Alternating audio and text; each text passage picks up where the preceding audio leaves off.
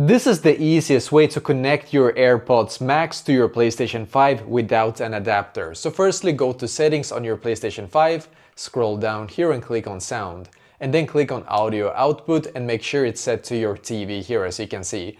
HDMI device type, also TV here. And now what we're gonna do is that we need to actually click on the home button here. For me it's right here on the controller. And then go to the home button of your TV, or to the home page of your TV basically. And then in here go to settings, and then all settings on your TV.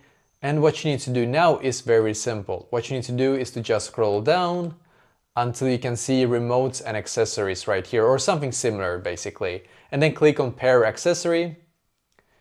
So you need to make sure that your AirPods Max Pro, of course, that they're turned on before you can use it. So just click on OK. Now it's going to search for that accessory. When it finds it, just click on it and then connect to it to your TV, and then you should be able to connect it to your PlayStation 5 automatically after that. And that is basically exactly how to actually do this.